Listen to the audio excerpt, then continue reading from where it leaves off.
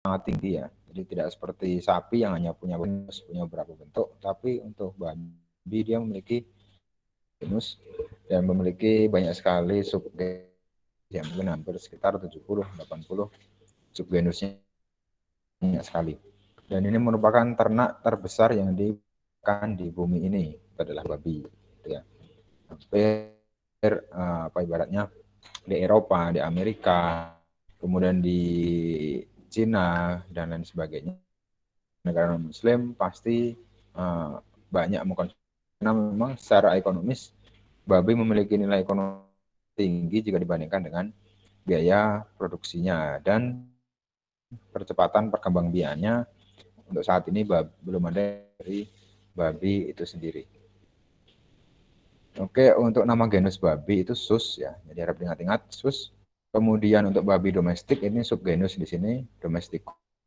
Kemudian untuk babi secara umum babi liar di Indonesia khusus Scrova, walaupun banyak juga genus-genus lain yang ada di Indonesia, nanti akan kita bahas di situ. Kemudian untuk babi-babi Eropa, genusnya adalah Pithetus. Dari India, Asia Tenggara juga sekarang sudah banyak masuk ke Rusia dan Eropa. Itu sapi-sapi liarnya di spesies Pithetus. Kemudian campur tangan darah yang paling besar di babi komersial pada adalah babi-babi oriental, babi Cina. Dia yang proporsi darahnya dalam perkembangannya itu yang termasuk paling tinggi, karena babi-babi Cina merupakan babi-babi yang memiliki bobot badan terbesar. Kemudian nanti banyak juga persilangan babi-babi, walaupun dalam landrace sendiri itu juga ada darah dari babi oriental pada zaman dahulunya ya. Kalau kita lihat sekarang, babi-babi sekarang yang ada di Indonesia itu adalah landrace yang dia ada hubungannya dengan babi-babi, jadi tidak murni landrace. Oke, kemudian karena kita memang dengan Cina, kemudian dengan apa namanya Vietnam, Thailand dan lain sebagainya itu sangat erat ya, karena dulu negara dengan Thailand dan lain sebagainya pada waktu tukaran umumnya adalah babi, apalagi lagi belum masa Islam ya, sebelum masa Islam babi pertumbuhannya sangat pesat. Untuk di ya, dia memiliki penyakitnya sedikit, kemudian efisiensi pakannya juga tinggi. Ya di sini ya kualifikasinya dia adalah banyak dan cepat gemuk. Itu ya, karena seperti itu babi oriental itu banyak digunakan. Ini contoh dari babi asli Barbatus. Ini kalau nama Indonesianya babi berjenggot. Ini banyak di Kalimantan, juga banyak di Sumatera. Dia bisa besar ya, ini makanan suku-suku asli di sana dan ganas. Jadi banyak suku babi di Indonesia yang saat ini masih hutan. Jadi karena memang babi dia anaknya banyak, sehingga dia sulit atau punahnya susah, ibaratnya seperti itu. Ini contoh babi yang dikomersialkan saat ini yang paling umum digunakan, landrace. Dia memang warnanya cenderung seragam, jadi cenderung pink ini. Kemudian efeknya saat lebih disukai karena warnanya seragam ya, nggak ada hitamnya, bulunya juga sedikit, anaknya juga banyak dan cepat besar beratnya. Dia 8 bulan dia sudah bisa untuk dijual. Aslinya landrace, walaupun landrace itu campuran dari berbagai jenis darah, tapi umum di sini adalah sapi-sapi Eropa, bisa disebut asli Inggris gitu ya. Biasanya seperti itu. Walaupun secara darah aslinya memang banyak campuran darah ya, dia bukan jenis babi yang asli, strain asli, itu bukan seperti itu. Makanya variasinya pada landrace itu sangat banyak, variasi dari landrace itu sangat besar. Kemudian jika itu di Indonesia, di Asia Tenggara lah, umumnya peternakan babi yang kita lakukan itu sistemnya adalah sistem baterai. Jadi jarang yang di sistem umbar atau di sistem farm range gitu ya. Amerika yang dia diumbar, ada kandang di pagar, gitu ya, tidak seperti itu, atau di sang desip itu ya. Itu tidak. Di Indonesia kebanyakan adalah sistemnya adalah sistem kandang. Pertama karena memang kultur di Indonesia itu bukan tabu sih sebenarnya, kurang lazim untuk masyarakat mayoritas Islam. Jadi untuk meminimalisir adanya kontaminasi di lingkungan dan lain sebagainya, biasanya tertutup pembuangan limbah biasanya dekat dengan sungai, kemudian dia jauh dari pemukiman dan lain sebagainya. Dan kandang baterai digunakan yang paling efisien, babinya nggak lari-lari gitu ya, nggak bisa banyak bertingkah di sini, sehingga makanan yang dimakan itu optimal digunakan untuk pembentukan lemak. Jadi nggak gerak-gerak ibaratnya seperti itu. Kemudian strain babi domestik ada 67 bangsa untuk yang domestikasi, dan varietas tinggi, varietasnya sangat tinggi. Sekarang ada 200, ini sangat banyak ya untuk sekelas ternak ternak livestock, ternak yang dia di. Kenapa di sini sangat tinggi? Karena dia mudah sekali untuk membuat satu anak bisa 7, satu peranakan bisa 7, bisa 8. Jadi sangat mudah untuk sistem persilangan, disilangkan. Kemudian hasilnya juga banyak.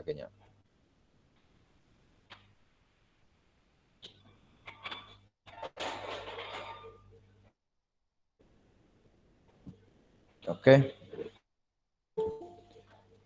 Kemudian bangsa babi Eropa di sini dia memiliki kecenderungan jeleknya seperti ini. Pertama, dia dewasa kelaminnya lama. Kemudian kenapa dia seperti itu? Karena ini hubungannya dengan iklim daerah asalnya. Karena dia daerah dingin, dia memiliki kecenderungan untuk pendewasaan kelamin yang lambat. Karena memang dia harus merekondisi tubuhnya setelah melahirkan. Itu lebih dibandingkan dengan bayi-babi yang dari Cina yang cenderung iklimnya lebih lunak. Jadi kenapa tadi digunakan strain babi Cina untuk persilangan, tujuannya dewasa kelaminnya cepat.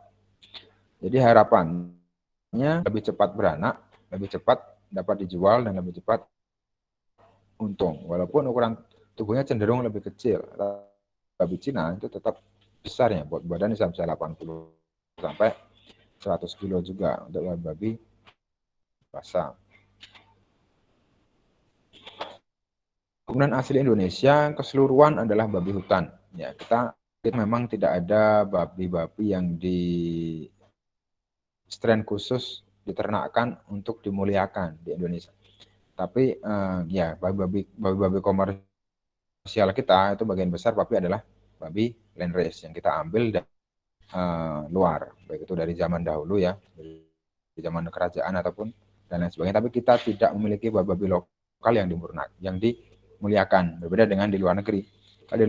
Babi liarnya dikandangkan, kemudian disilangkan secara intensif, dimuliakan, dicari sifat-sifat yang diinginkan. Misalnya kakinya dicari yang paling pendek, tubuh panjang, lemaknya dicari yang paling baik, dan sebagainya seperti itu. Jadi masih dipelihara secara sangat tradisional. Contohnya yang masih banyak seperti itu di Papua, dia ya babinya ya dilepas begitu aja. Makan begitu aja, nanti setelah malam di bawah rumah dan begitu seterusnya. Jadi dia tidak ada sistem yang sistematis untuk membentuk bangsa babi yang dimuliakan, belum ada. Kemudian ciri khas babi hutan di Indonesia ini sebenarnya dimanapun seperti ini ya. Untuk babi-babi liar, warnanya cenderung gelap, bulunya cenderung banyak dan kasar, kakinya di situ pendek, pinggang dan lain sebagainya. Itu adalah ciri-ciri dari babi liar. Kemudian ya ini durok ini juga banyak dipelihara di sana. Hampshire juga. Ini adalah 3 bangsa yang umumnya memang dibudidayakan di Indonesia. Biasanya daerah yang dia memiliki ada pecinan yang besar di kota tersebut, bagi peternakan babi yang cukup konsumennya adalah etnis Tionghoa sebagian besar yang ada di sini, ataupun non muslim seperti di Bali, dan itu mungkin dia banyak memelihara ini. Kemudian kendala dari babi liar atau babi hutan itu pasti produktivitasnya tidak baik, pertumbuhannya lambat, konversi pakannya jelek, dan bobot maksimalnya juga tidak terlalu besar. Jadi untuk mencapai bobot misalkan di atas 40 kilo, di atas 50 kilo, itu bisa dibutuhkan lebih dari satu land race dan sebagainya, itu ya, yang dia bisa dapat dijual.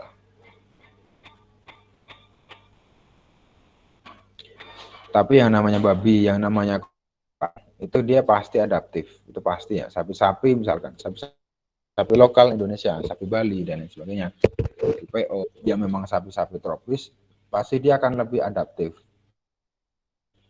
tidak mudah terpengaruh oleh cekaman panas ya. Istilahnya itu cekaman panas. Jadi kondisi yang terlalu panas dan lembab itu akan menyebabkan stres yang tinggi. Tapi untuk ternak-ternak lokal itu bisa diatasi dengan baik, dan juga pemberian pakan dan lain sebagainya itu tidak terlalu berpengaruh terhadap babi. Tapi kalau pada ternak-ternak yang dia bukan berasal dari Indonesia, dia mengharuskan pakan yang baik, suhu yang terkontrol dan sebagainya. Utamanya jika dia digunakan ternak breeding. Kalau sebagai ternak potong sih nggak masalah. Tapi kalau untuk breeding atau untuk indukan, dia memang harus tertentu agar nanti peranakannya bisa baik.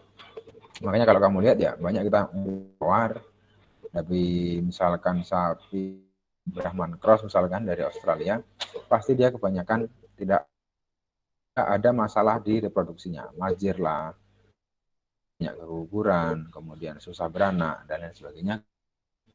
Ini tadi tidak ada dukungan, utamanya adalah pakan yang baik. Seperti itu.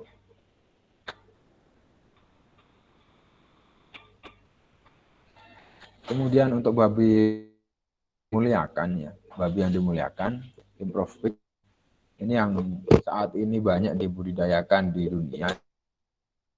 Large white ini biasanya ya, kalau di film-film itu ya itu adalah large white, walaupun memang ini tipis ya bedanya dengan land race. Jadi sebanyak kebagian race, tapi memang karena land race tadi bercabangnya, jadi bangsa ini tuh variasinya sangat banyak, jadi bentuknya pasti akan mirip.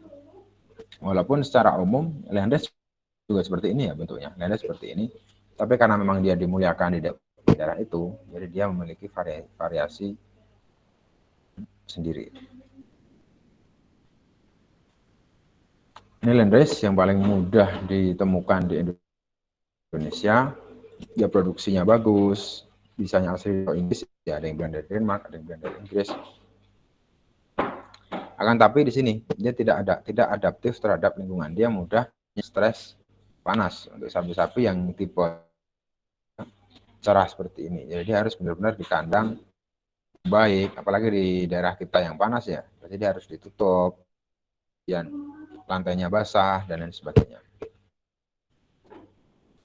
Durok dia cenderung gelap, warna biasanya babi-babi yang berwarna gelap dia lebih tahan terhadap cekaman, dia lebih tahan terhadap stres, biasanya adalah seperti itu. Ini banyak di daerah Medan, Sumatera itu banyak digunakan babi-babi durok. Kesuburannya di sini baik, gitu ya. Baik pada kondisi yang optimal, ya ini seperti ini. Bangsa sapi-sapi yang tadi ya landrace itu yang putih pink, itu dia pasti seperti ini. Jadi itu hampir ditemukan hampir di semua hewan ya. Jadi jika dia berwarna lebih gelap, biasanya dia akan memiliki daya adaptasi yang lebih baik. Kemudian di Vietnam, dia digunakan jadi dikawinkan bersilang. Anaknya nanti misalkan ya, anak dikawinkan dengan durok. Kemudian generasi selanjutnya dikawinkan selanjutnya dikawinkan dengan durok. Itu seterusnya dibolak-balik. Itu tujuannya agar dia diperoleh bobot tetapi dia tetap memiliki kesuburan daya adaptasi yang lebih baik. Seperti itu yang di daerah Vietnam dan Thailand. Hampshire ini juga banyak. Di Indonesia ini tidak terlalu disukai ya. Kenapa? Dagingnya nanti akan hitam.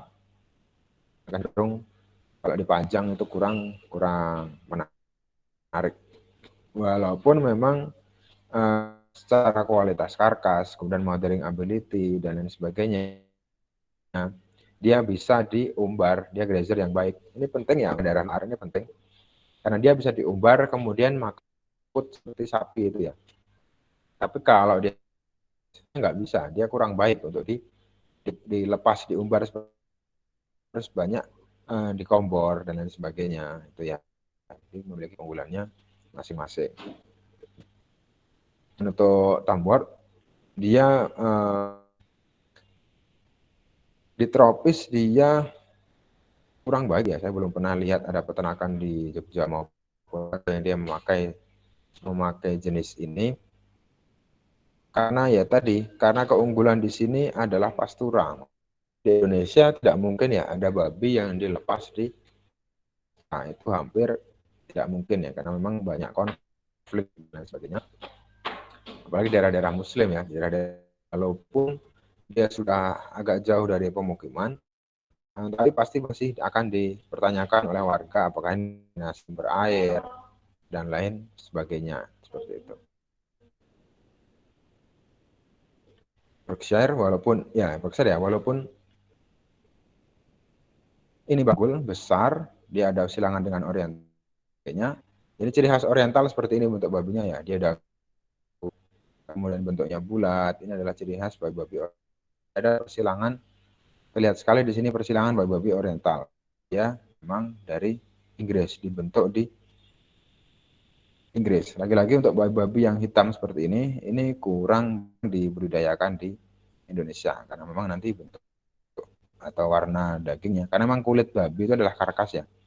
Babi itu karkas. Jadi kalau ini nanti diolah warnanya tidak menarik untuk disajikan utamanya seperti itu. Besek dan saddleback yang memiliki walaupun warnanya hitam tapi performa yang baik, maksudnya sangat baik dan cenderung ya katanya dia memiliki daging yang lebih kan dengan landrace. Jadi landrace dagingnya terlalu, tapi untuk Wessex Saddle ini dia memiliki daging yang lebih kering dan ini banyak sekali dibudidayakan di Bali sukanya yang seperti ini ya. Mungkin sukanya seperti ini yang tidak terlalu kering, tidak terlalu basah. Memang lemak babi kalau kamu tahu, lemak babi jika dibakar itu aromanya akan khas dan cenderung jenuh ya, bikin jenuh. Tapi kalau untuk Wessex tidak terlalu, lemaknya tidak terlalu banyak sehingga terlalu jenuh untuk dimakan maupun dipanggang. Kemudian untuk babi yang dia trop, lagi-lagi untuk perkembangannya di Indonesia sendiri tropis tidak diunggulkan dan itu tidak menjadi program prioritas pemerintah karena memang ya lagi-lagi kita sebagian besar Muslim, walaupun sebenarnya untuk mencapai swasembada daging kalau memang mau paling gampang ya dari daging babi ya pasti itu tidak akan dilakukan di negara kita ya karena tadi ya faktor dengan agama dan lain sebagainya. Jadi yang masih banyak digunakan di Indonesia walaupun Jawa maupun di Sumatera itu tidak ada ya yang membudidayakan babi lokal asli Indonesia atau sapi atau babi.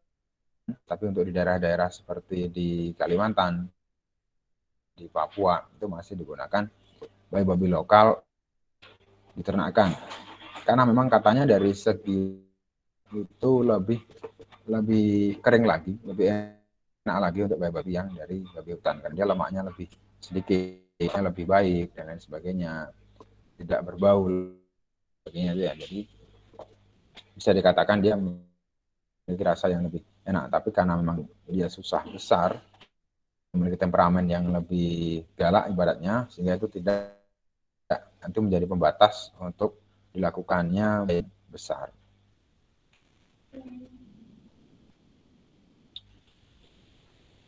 Ini bukan di Indonesia, jadi exotic breed ini akan hilang sifat-sifat dari babi.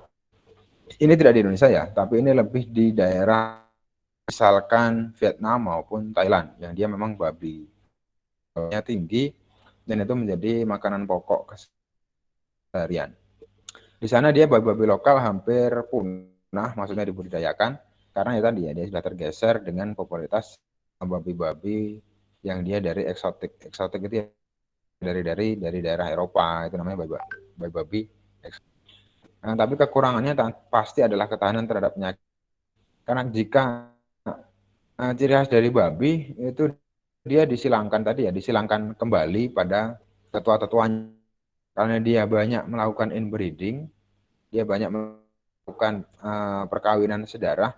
Pertama yang terserang pasti daya tahan. Daya tahannya pasti akan menurun. Sekali, apalagi di Indonesia ya, pejantan tukar silang. Misalkan pada peternak satu, peternak lainnya ganti pejantan, ditukarkan, kemudian ganti lagi keluar kota perjantannya.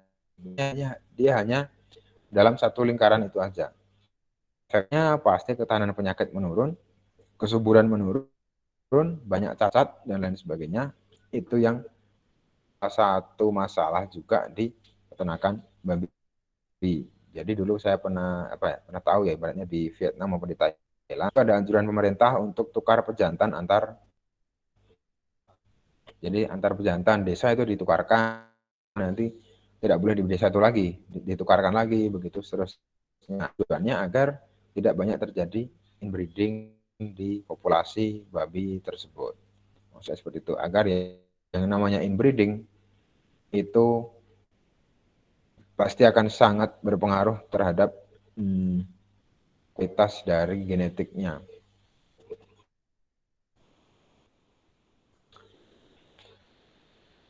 Untuk ibaratnya jika ini ingin di untuk ternak babi seperti itu di rakyat, misalkan ada suatu daerah, misalkan di Bali gitu ya, di Bali ya dia tidak terikat dengan agama Islam maksud saya, di situ bisa dilakukan pemrograman untuk peningkatan genetik dari babi tersebut. Jadi dilakukan persilangan antara babi tidak kita sebut lokal, walaupun di sini bukan berarti babi hutan, tapi babi yang ada di situ dengan genetik babi yang baru. Tujuannya pas tadi adalah untuk mengurangi inbreeding.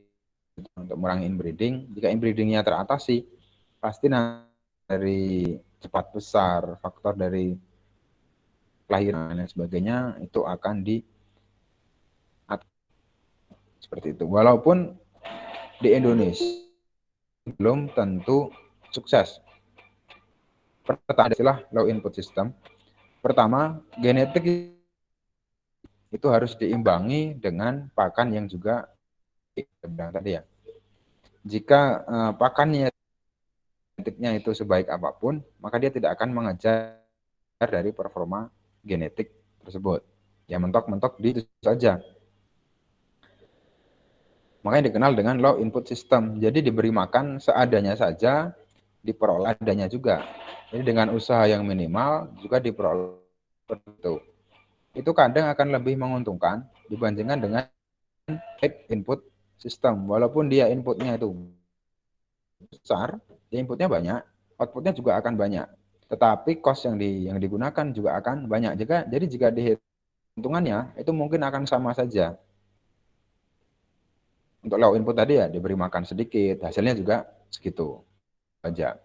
Mentoknya di segitu saja. Tapi kalau untuk high input system, diberi makan yang banyak, hasilnya juga akan banyak. Contohnya adalah ayam broiler.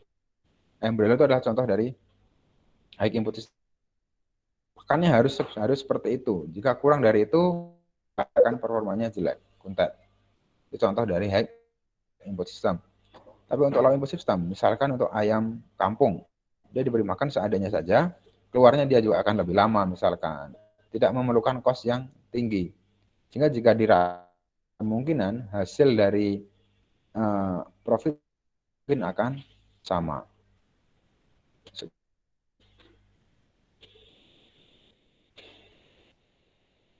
Untuk crossbreeding seperti yang saya bilang tadi ya, jadi menyilangkan antara dalam satu bangsa babi tapi memiliki sub berbeda. Misalkan landrace disilangkan, kemudian disilangkan lagi dengan misalkan babi yang lokal yang ada di situ. Dan itu diulang-ulang terus, diulang, memiliki proporsi darah yang konstan.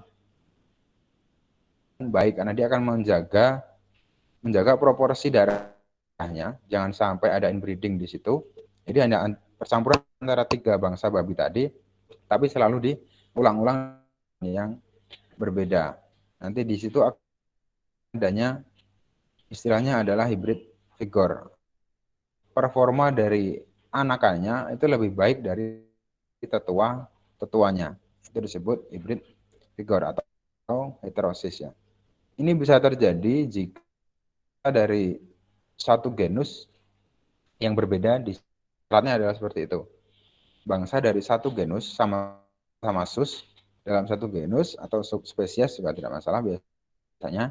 Yang dia berbeda, kemungkinan anaknya dia akan memiliki performa yang lebih baik dibandingkan dengan 2 tetua. Itu contoh dari hybrid vigor. Misalkan seperti itu.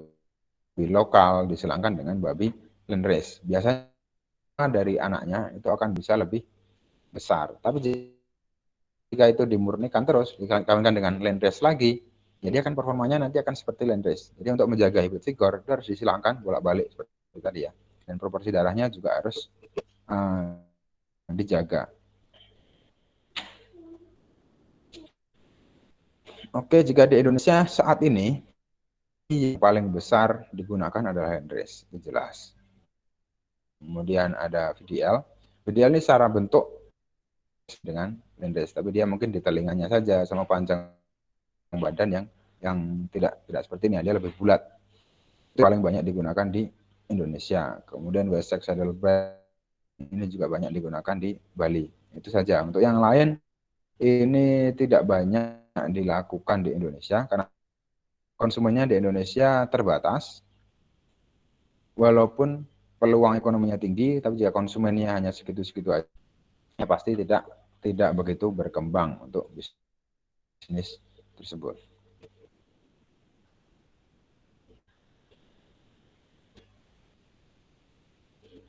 Oke, ada istilah-istilah dalam peternakan babi. Di sini misalkan gelit itu adalah babi betina muda, show dewasa, bor, kemudian boro, dan stag adalah umum. Ini yang biasanya banyak digunakan di peternakan, kastrasi. Kenapa ada istilah kastrasi? Itu juga banyak dilakukan.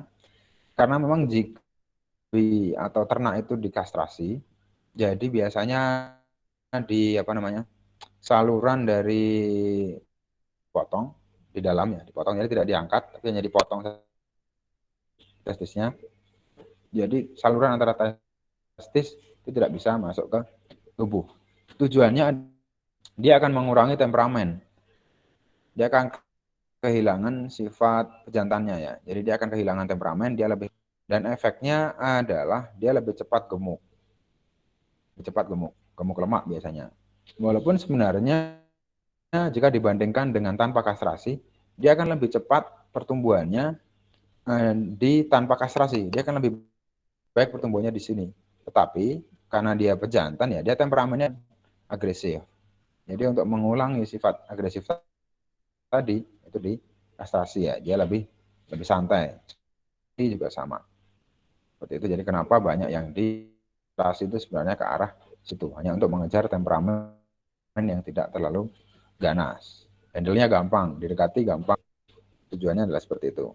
Tapi secara pertumbuhan lebih bagus yang tidak dikastrasi. Tapi tadi dalam satu kandang ada 2 pejantan aja itu sudah nggak bisa. Tapi kalau aman untuk pejantan banyak di situ nggak masalah.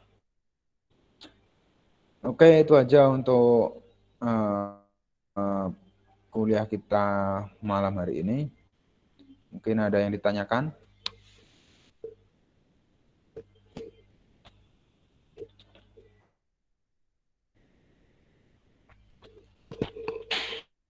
Ada yang ditanyakan?